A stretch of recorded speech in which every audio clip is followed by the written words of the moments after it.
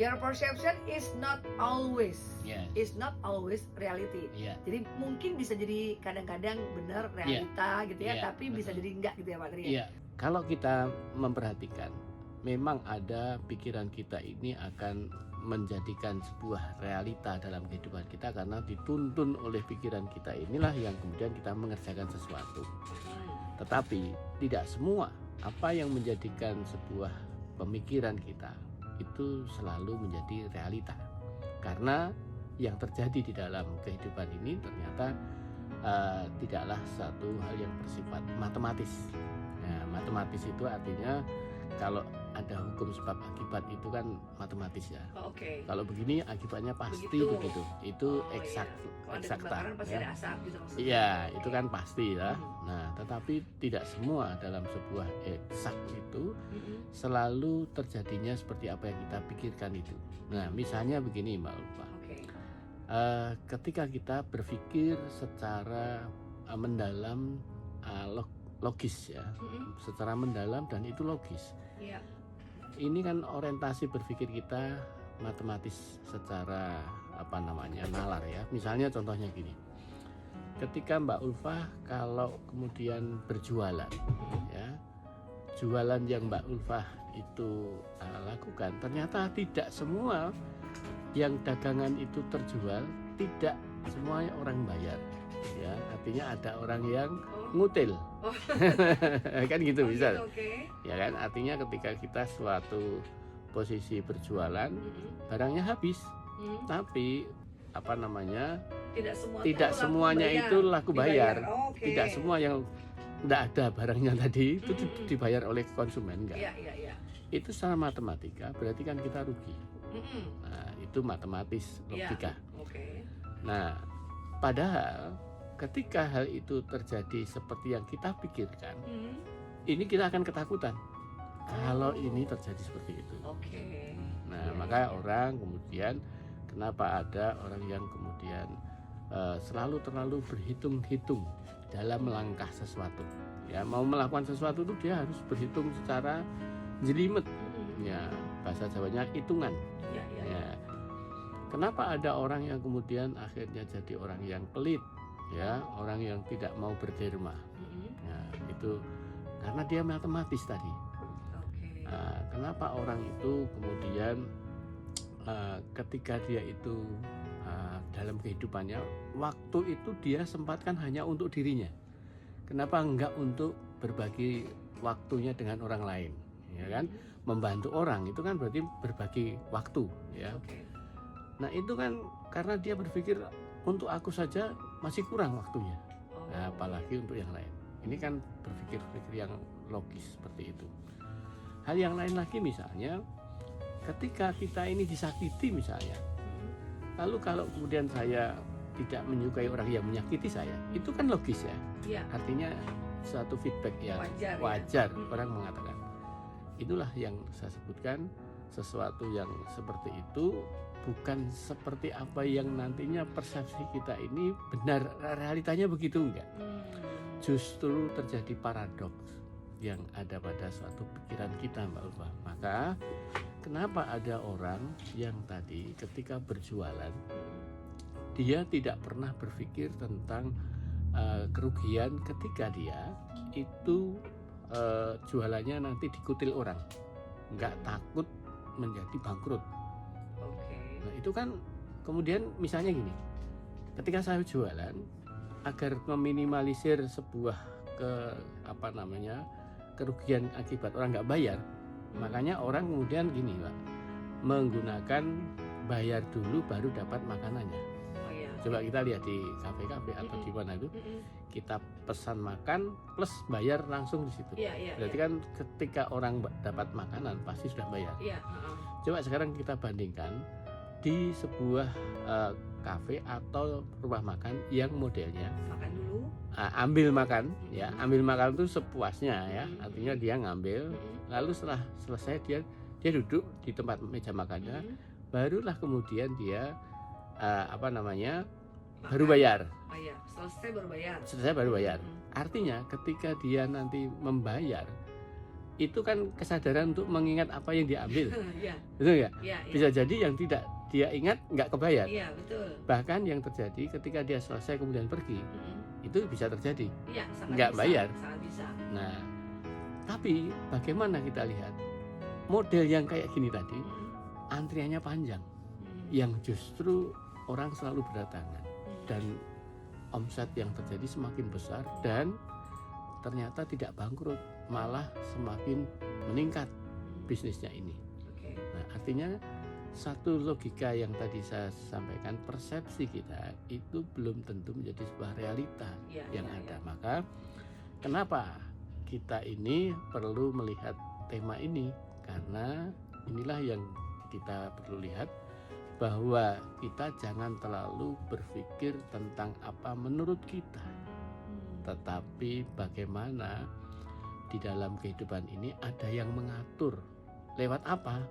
Lewat hal-hal yang justru Tuhan itu mengatur segala sesuatunya lewat paradoks-paradoks di dalam kehidupan ini. Apa misalnya? Kalau kemudian saya sebagai seorang pengusaha makanan tadi, saya mengatakan pada diri saya dan mengatakan pada Allah, ketika pada saat mau tidur, selama saya ini berjualan, ketika ada orang yang nggak bayar, saya maafkan dan saya ridho, ya Allah. Oh, ada itunya Pak Tri ya. Artinya, Langsung ada begitu ya Pak Tri? iya, Ya, saya ya, sampaikan pada Allah, saya ridho, saya maafkan mereka yang tidak membayar. Luar biasa ya. Justru ini bagian dari sedekah saya. Oke. Sudah diniatkan sejak awal. Sejak seperti awal, itu. iya. Tapi artinya Pak Tri, kalau itu secara religi, secara apa tuh? Apa ya? Rohani ya Pak Tri ya. Iya, iya. Tapi secara kalau untuk bisnis, sisi itu kan bisa nggak diterapkan? Artinya kalau orang berusaha, berbisnis itu kan pasti ada manajemen bisnisnya, Iya. ya kan? Iya. Itu masih ada kaitannya nggak dengan your perception is not always your reality gitu Pak Tri? Nah, justru ini saya cerita begini adalah sesuatu yang real terjadi di dalam bisnis yang justru semakin maju ini. Kalau Mbak Ulfah tahu, Kopi Klothok itu pemiliknya melakukan itu. Ini disebutin nih iklan ini. Ini pemiliknya begitu, Mbak. Iya, saya tahu. Ya, siapa sih yang nggak kenal dengan Iya, begitu? iya. Artinya ketika dia itu berbisnis, maka paradigma berpikirnya tidak hitung-hitung. Oh, tidak semata-mata. Iya, Walaupun tetap harus ada perhitungannya kan Pak Tri? perhitungannya selalu Masih menggunakan ada ya? Oke. logika bisnis dalam artian Ya profesional Pak Tri. orang ya? profesional, ya profesional. Bagaimana kita harus menyajikan dengan profesional. Iya. Contohnya disajikan dengan baik, ya, artinya sesuai dengan customer itu dilayani dengan baik. Lalu makanannya juga dalam kondisi harus yang seenak mungkin untuk lidah orang secara umum itu masuk, kan itu. Yang berikutnya tentang bagaimana orang lain itu ketika hadir ke sana dilayani dengan tepat waktunya. Padahal Ya. juga antriannya panjang. Antriannya panjang. Astagfirullah, Masya Allah Nah, ya Pak Tri. Kenapa itu antrian panjang, kemudian mobil itu kan sampai di berbagai Iya, tempat benar, di kawasan itu ya, Iya, kan tidak hanya wilayah dia lah. Enggak sampai kemana-mana. Nah, artinya tetangganya apakah nggak risih? Kena berkah ya sebetulnya ya. Itu mereka kalau mungkin Dan kita lihat situ ya, mobil kita diparkir nutupin. nutupin, itu kan bisa menyakiti orang. Iya, pas saya waktu Ya. dapat tempat di sana itu juga di depan rumah orang persis. Saya nggak tahu Iya. ini rumah orang yang punya tempat ini apa bukan ya? Kayaknya bukan deh. Tapi Bukan. kita duduk di depan rumahnya persis Iya, dan mereka welcome gitu Pak Tri. welcome. Kenapa sebabnya?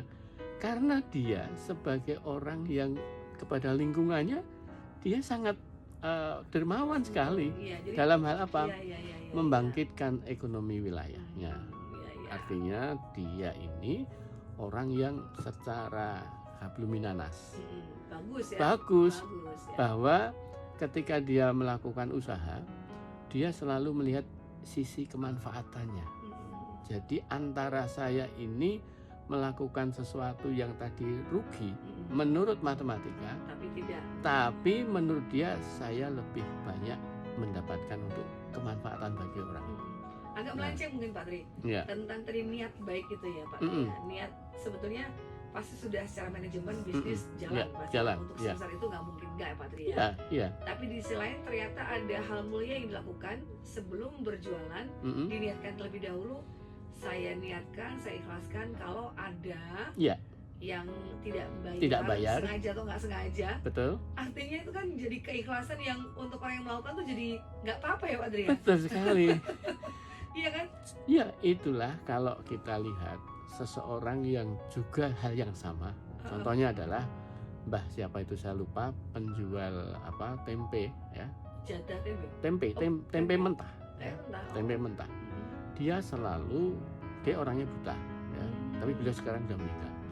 Setiap kali beliau itu berjualan, selalu dia hanya ingin mendapatkan yang dia terima. Itu dia cuma butuhnya 50.000 kok. Yang lain pokoknya. Ketika orang itu membayar, suruh ngambil sendiri uang susuknya kalau memang dia harus ada kembaliannya. Oh, dia cuma butuh 50.000 udah ya? Iya. Wah. Jadi ketika dia dengan anaknya itu jualan, anaknya kan nanti yang menghitung uangnya. Mbah, ini uang terkumpul 200.000. Iya loh. Artinya lebih kan? Uang saya cuma butuh 50.000 keuntungannya, udah. Terus apa yang terjadi? Yang 150 masukkan ke masjid. Tolong yang sisa dari 50.000 masukkan masjid. Itu kan sangat viral itu. Iya benar. Ya? Iya, saya pernah lihat itu ya. Nah, justru ini apa yang menjadikan dirinya berbisnis, orang malah memberikan yang lebih. Iya. Betul Pak tidak? Betul banget itu. Nah, itu juga yang terjadi ketika ada orang ngutil tadi. Ngutil mungkin dia pada posisi saat itu memang nggak punya uang, ya sengaja gitu ya. Tapi kok aman saja dan setiap hari kok aman saja. Satu ketika dia punya kesadaran yang kemudian pada saat terjadi lain waktu dan dia sudah punya uang, dia bawa uang segepok uang yang dia ada ini untuk diberikan ke situ. Masya Allah. Artinya rezeki orang itu jangan menggunakan kalkulasi matematika. Maka banyak orang berbisnis, contohnya ada salah satu yang saya lupa namanya, bahwa dia itu buka warung makan gratis. Warung makan kok nggak bayar, kan gratis itu. Dia ini bukan orang kaya, ya, tapi yang terjadi pada dirinya ini ternyata malah mendapatkan keuntungan yang besar. Orang yang nggak masuk. Padahal saya ini kan jualan juga, artinya tuh kalau saya modal ya pasti ntar habisnya segini. Nah itu dia. Ya kan? Nah, itu dia setiap hari menghabiskan 3.000 piring. 3.000 piring karena dia bisa punya cabang tidak hanya satu. Padahal gratis. Gratis. Harusnya dia kalau dihitung nggak ada kasirnya, Pak. Nggak ada kasirnya ya. Nggak ada kasirnya. Artinya kalau sudah Allah yang bicara mah ya. Kan itu tadi persepsi kita. Kalau kita itu